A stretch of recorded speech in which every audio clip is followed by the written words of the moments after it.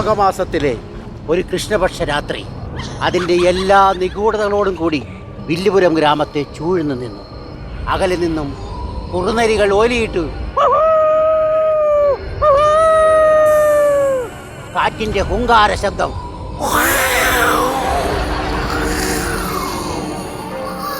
എൻ്റെ അമ്മോ, ഞാൻ എഴുതിയത് വായിച്ചിട്ട് ഞാൻ തന്നെ പേടിച്ചു പോകുന്നു. എന്താല്ലേ എൻ്റെ ഒരു അക്ഷരങ്ങള്, പവർ ഓഫ് ദ ലിപി.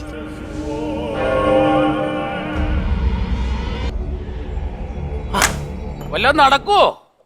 നീ ഇപ്പൊ നടന്നല്ലേ വന്നത്? ഞാൻ നടന്നാ വന്ന ഇങ്ങനെ കുനുകുനാന്ന് എഴുതി വെച്ച് കഴിഞ്ഞാൽ വല്ലതും നടക്കുവോന്ന് അറിയണം. കഥ കഴിഞ്ഞു. കഥ കഴിഞ്ഞോ? പിന്നെ കഥ എന്ന് പറയുമ്പോൾ വെള്ളിയാഴ്ച ഒരു കൂറ്റാക്കുറ്റിട്ടുള്ള രാത്രി അകലെ നിന്നും ഈ കുറുക്കന്മാർ ഓരിയിടുന്നു. ഇതിപ്പോ പടം, നമ്മുടെ പടം നമ്മൾ തന്നെ കൂവണം. അതല്ലെന്ന്, ഈ കുറുനരികൾ ഓരിയിടുന്ന കാര്യമാണ് പറഞ്ഞത്. കുറുനരികൾ ഓരിയിടുന്നു. ദൂരെ നിന്നും പട്ടികൾ കുരച്ചു. അതെന്താ ഇത്രയോ? അകലെ നിന്ന് കേൾക്കുന്ന കൊറയാ, ദൂരെ നിന്നുള്ള ശ്രദ്ധിച്ചു കേൾക്കണം. അപ്പൊ അങ്ങനെ നമ്മൾ നിൽക്കുന്ന സമയത്ത് ഒരു ഇടവഴിയിലൂടെ ഒരു ചെറുപ്പക്കാരൻ മന്ദം മന്ദം നടന്നു വരും.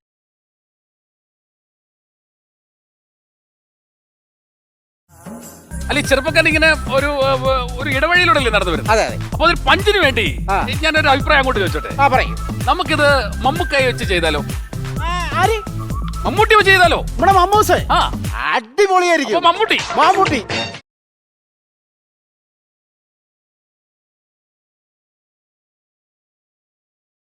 അല്ല, വേറൊരു കാര്യമുണ്ട്.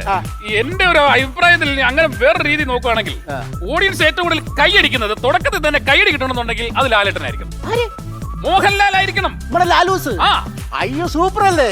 ഒരു വശമൊക്കെ ചെരിച്ചിട്ടുണ്ട് അദ്ദേഹം ആ ഒരു താളത്തിൽ ഇങ്ങനെയാണ് വരുമ്പോ ജനം എഴുന്നേറ്റ് കൈയടിക്കും. അതെ, അത് സൂപ്പർ ആയിരിക്കും. സൂപ്പർ ആയിരിക്കും.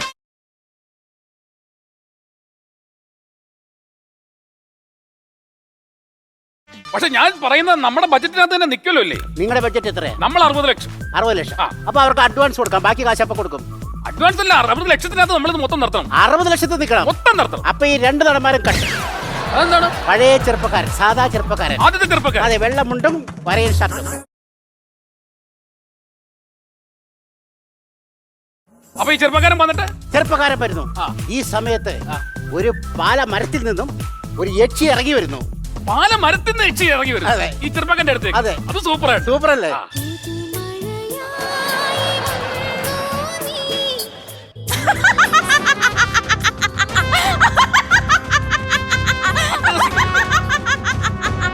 അട്ടഹസിക്കുന്നു. അടിപൊളിയാട്ടോ.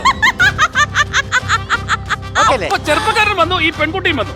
അതിനുശേഷം എന്താണ് അവിടെ സംഭവിക്കാൻ പോകുന്നത്? അതിനുശേഷം അവളുടെ കണ്ണുകൾ പുറത്തേക്ക് തള്ളുന്നു. കോപാഗ്നി ജ്വലിക്കുന്ന തീക്കനലുള്ള കണ്ണുകൾ. അടി. പിന്നെ അവളുടെ നാക്ക്, ചുവന്ന് തൊടുത്ത നാക്ക്, ആ നാക്ക് അവൾ പുറത്തേക്കിടുന്നു. എന്നിട്ട് തന്റെ കൈകൾ കൊണ്ട് അവന്റെ കഴുത്തിന് ലക്ഷ്യമാക്കി ഇങ്ങനെ ചെല്ലുന്നു. ഇനി രണ്ടെണ്ണം അടിച്ചിട്ട് വെള്ളം ഒഴുകി.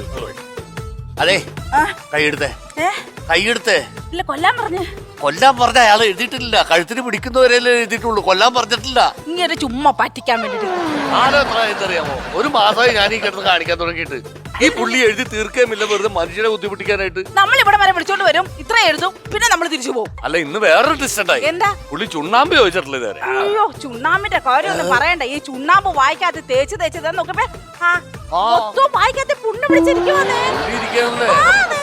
തലയിലെന്തോ ആണി. ആ മേപ്പാടം തിരുമേനെ വിളിച്ചു വരുത്തുന്ന ഒരു 500 ആണിയുണ്ട്. ആങ്ങളെ ഒന്ന് നോക്കിക്കേ, ഒരു 500 ആണിയുണ്ട് തലയിൽ. ഞാൻ അടിച്ചു കയറ്റിയതാണോ? പിന്നെ അല്ലാതെ നിങ്ങളുടെ തലയിലല്ല ആണി, എന്റെ കാലയിലാണ് ആണി. കാലയിൽ എങ്ങനെ ആണി വന്ന്? ആരും അടിച്ചു കയറ്റിയതല്ല, ഇതൊരു അസുഖമാണ് ഇത്. അമ്മേ, അയ്യോ, ചെരുപ്പിടാതെ കാല് കുത്താൻ പറ്റില്ല. ദൈവമേ, ഞങ്ങളെല്ലാം പാടാ നിങ്ങൾക്കല്ലേ. ചെരുപ്പിട്ടോ. ഞാൻ പറഞ്ഞതേ, നിങ്ങൾ ഇതൊക്കെ ഒഴിവാക്കിട്ട് വല്ല ഹോളിവുഡിലേക്ക് പോ. അവിടെ എങ്ങനെ സെറ്റപ്പ് ഒക്കെ എങ്ങനെ? ഇംഗ്ലീഷിലെ ഹൊറർ അടിപൊളിയല്ലേ, അവിടെ പനയിലൊന്നും കയറണ്ട. പിന്നെ അവിടെ വായുക്കൂടെ ഇങ്ങനെ പറന്നു നടക്കല്ലേ പ്രേതങ്ങള്. ദൈവമേ, കേട്ടിട്ട് കൊതിയാവുന്നു. എന്നിട്ട് കഴിഞ്ഞ ദിവസം ഞാനൊരു ന്യൂജൻ ഹൊറർ സിനിമ ഉണ്ട്, അതിനകത്ത് യക്ഷി 2 പീസിലാ വരുന്നത്. എന്നിട്ട് സ്വിമ്മിംഗ് പൂളിൽ ഇറങ്ങി കുളിക്കണ്. ശരിക്കും പേടി വന്നായിരുന്നോ? എത്ര പേടിക്കണ? എനിക്ക് കണ്ടപ്പോ ഭയങ്കര ഇൻട്രസ്റ്റ് തോന്നി, ഞാൻ ഇരുന്ന് അങ്ങോട്ട് കണ്ട്. എന്നാ പിന്നെ അത് ഹൊറർ സിനിമ അല്ലായിരിക്കും. അപ്പൊ ഈ പ്രേക്ഷകർ ഇങ്ങനെ ഇരിക്കുവാണല്ലോ, അവൻ അമ്പരന്നിരിക്കുകയാണ്. ഒരു മൂടുണ്ട്, നല്ല മൂടുണ്ട്. അതിനുശേഷം എന്താണ് അവിടെ സംഭവിക്കാൻ പോകുന്നത്? ഈ ചെറുപ്പക്കാരനെ കൊല്ലുമെന്ന് എല്ലാവരും പ്രതീക്ഷിച്ചിരിക്കുന്നു. പക്ഷെ കൊല്ലുന്നില്ല. കൊല്ലില്ല. ഇല്ല. പിന്നെ എന്ത് ചെയ്യാനാണ് പോകുന്നത് ചെറുപ്പക്കാരൻ? ഇപ്പൊ നിങ്ങൾ എന്നെ കൊന്നിരുന്നെങ്കിൽ എന്റെ അവസ്ഥ എന്തായാലും അബദ്ധം പറ്റിപ്പോയേനെ. അതാണ് പറഞ്ഞ അയാൾക്ക് വായ തോന്നുന്നത് അയാൾ എഴുതി വെക്കണത്. എന്തോ പറയാനാന്ന് പറ. എന്താ പറയണ നോക്കട്ടെ. കൊല്ലാതെ നമുക്ക് വേറൊരു ട്വിസ്റ്റ് ഉണ്ടാക്കാം. അതായത് ഈ യക്ഷി, ഈ പാലയിൽ നിന്ന് ഇറങ്ങി വന്ന യക്ഷി ഈ ചെറുപ്പക്കാരനുമായി പ്രണയത്തിലാവും. രണ്ട് കണ്ണ് കഥകിൻ മറവില് നിന്ന് കരിനില കണ്ണുള്ള പെണ്ണ്. അല്ല എന്നാലും ഞാൻ ചോദിക്കുന്നത് ഇതിന്റെ ഇടയ്ക്ക് വേറെ ടെസ്റ്റ് ഒന്നും വരുന്നില്ല? ടെസ്റ്റ് ഉണ്ട്. പെട്ടെന്നൊരു ടെസ്റ്റ്. അവരുടെ ഇടയിലേക്ക് പെട്ടെന്ന് ഡ്രാക്കുള കടന്നു വരുന്നു. എന്തോ ഇത് എന്തോത്തിന്റെ എനിക്കറിയത്തില്ല.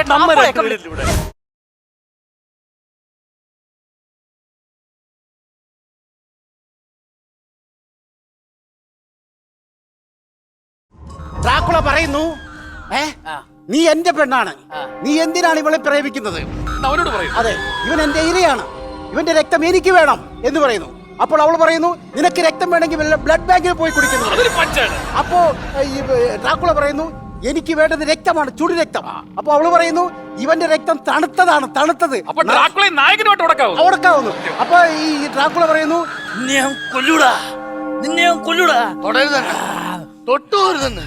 ഡ്രാക്കുള വേണോന്ന് ഞാൻ ചോദിക്കുന്നത്. ഡ്രാക്കുള വേണ്ടേ?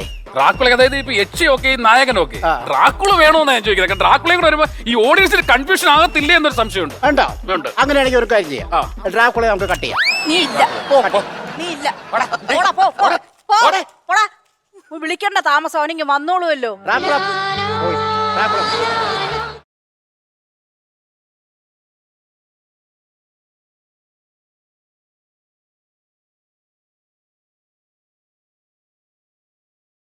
ഞാൻ എന്താ പറഞ്ഞറിയോ?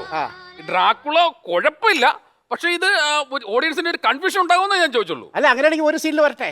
ഒരു സീന് വരട്ടെ. ഡ്രാക്കുള ഒരു സീനിൽ വരട്ടെ. ഒരു സീന് വരട്ടെ. ഒരു സീനിൽ വരും ഡ്രാക്കുള.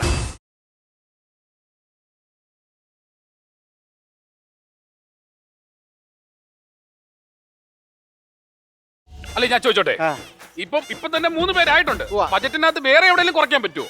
അങ്ങനെയാണെങ്കിൽ ഒരു കാര്യം ചെയ്യാം, ഈ ഡ്രാക്കുളയും യക്ഷി നിൽക്കുന്ന ഒരു കളറാണ്. അതിന്റെ ഇടയ്ക്ക് ചെറുപ്പക്കാരന്റെ ആവശ്യമില്ല. ചെറുപ്പക്കാരൻ പോട്ടെ. പോട്ടെ.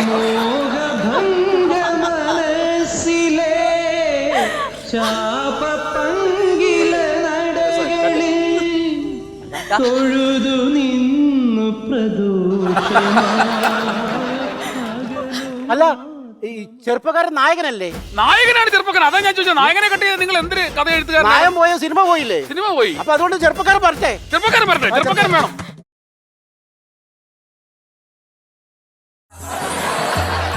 അല്ല ഞാൻ എന്താ പറയാൻ കാരണം അറിയോ, ഈ ചെറുപ്പക്കാരൻ ഈ 3 പേര് തമ്മിൽ നിൽക്കുമ്പോൾ ഉള്ള ഒരു സംഭവം വർക്ക്ഔട്ട് ആകുമെന്നുള്ള. അങ്ങനെയാണെങ്കിൽ ലാസ്റ്റ് ആൻഡ് ഫൈനൽ ഞാനൊരെണ്ണം പറയാം, നമുക്ക് യക്ഷിയെ കട്ട് ചെയ്യാം. അത് നല്ല യക്ഷി പോട്ടെ. യക്ഷി വേണ്ട, യക്ഷി കട്ട്.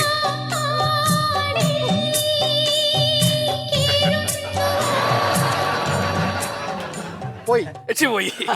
അല്ല, യക്ഷി പോയി കഴിഞ്ഞാൽ പ്രേമം അങ്ങനെ വർക്കൗട്ട് ആവും? പ്രേമം വേണ്ടേ? പ്രേമം സ്വീകരിച്ച് വേണം. അത് വേണമല്ലോ. അത് വേണം. യക്ഷി വേണം. അപ്പൊ യക്ഷി വരട്ടെ. യക്ഷി വരട്ടെ. അവൻ തന്നെ പോട്ടെ. യക്ഷി വരട്ടെ. അങ്ങനെയാണെങ്കിൽ ഈ 3 പേരും വേണ്ട. ഡ്രാക്കുള നേരത്തെ പോയില്ലേ? ഡ്രാക്കുള പോട്ടെ. അപ്പൊ ഇവർ രണ്ടുപേരും മതി. എന്നിട്ട് ബാക്കി കഥ എങ്ങനെയാണ് പോകുന്നത്? ബാക്കി കഥ എന്ന് പറയുന്നത്, ഇന്ന് വരെ മലയാള സിനിമ കാണാത്ത അതിഭയാനകമായ ഒരു സീക്വൻസിലൂടെയാണ് ഈ കഥ പോകുന്നത്. ഈ യക്ഷി ഈ ചെറുപ്പക്കാരനെ ഹൃദയം തുറന്ന് സ്നേഹിക്കുന്നു. അവൾ അവളുടെ ഹൃദയം അയാൾക്ക് കൊടുക്കുന്നു. ഇതെന്താണ്? ഹൃദയം. എന്നിട്ട് ഈ യക്ഷിയെ ചെറുപ്പക്കാരൻ വശീകരിച്ച് പുറത്തേക്ക് കൊണ്ടുപോകും. ദൂരതയിലേക്ക് കൊണ്ടുപോകും. ഭയങ്കര ഒരു സംഭവം അല്ലേ? എനിക്ക് ഇപ്പോഴും അതിനകത്ത് മനസ്സിലാകാത്ത ബാക്കിയെല്ലാം ഒക്കെ യക്ഷി ഇവര് വെച്ച് കാണുന്നു, പനയിൽ ഇറങ്ങി വരുന്നു, അതൊക്കെ ഒരു കൈ കിട്ടുന്ന സാധനങ്ങളാണ്. ഈ യക്ഷിയായിട്ട് ഈ ചെറുക്കൻ പ്രേമമായല്ലോ, അവര് പോയിട്ട് എന്താണ് സംഭവിച്ചത്? എന്താണ്? വേറൊന്നുമല്ല, ഈ ചെറുപ്പക്കാരൻ ആ യക്ഷിയെ റേപ്പ് ചെയ്യുന്നു.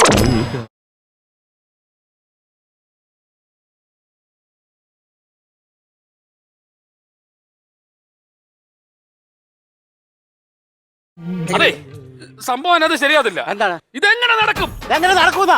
എടോ പത്രം തുറന്ന് നോക്കി കഴിഞ്ഞാ 13 വയസ്സുകാരൻ പീഡിപ്പിച്ചു, 15 വയസ്സുകാരൻ പീഡിപ്പിച്ചു, 91 വയസ്സുള്ള പെണ്ണിനെ പീഡിപ്പിച്ചു, 51 വയസ്സുള്ള പെണ്ണിനെ പീഡിപ്പിച്ചു, ബസ്സിൽ വെച്ച് പീഡിപ്പിച്ചു, ട്രെയിനിൽ വെച്ച് പീഡിപ്പിച്ചു, ഫ്ലൈറ്റിൽ വെച്ച് പീഡിപ്പിച്ചു. ഈ വാർത്തകളല്ലേ ഉള്ളൂ. ഇതെല്ലാം നടക്കുന്ന പാവയ്ക്ക പോലുള്ള കേരളത്തിൽ ഇതും ഇതിനപ്പുറം നടക്കുന്ന ഈ ജനങ്ങൾ വിശ്വസിക്കൂടോ? എടോ ഡ്രാക്കുളയുടെ റോള് കഴിഞ്ഞ് ഇവിടുന്ന് വിട്ടതല്ലേ, പിന്നെ താനെന്തിനാ പിന്നെ വന്നത്? എടോ ഞാൻ ഡ്രാക്കുളയാണെങ്കിലും എന്നേക്കാളും വലിയ ഊള. ഇതെല്ലാം എഴുതി പിടിപ്പിക്കുന്ന താനാണോ ശരിക്കും ഊള?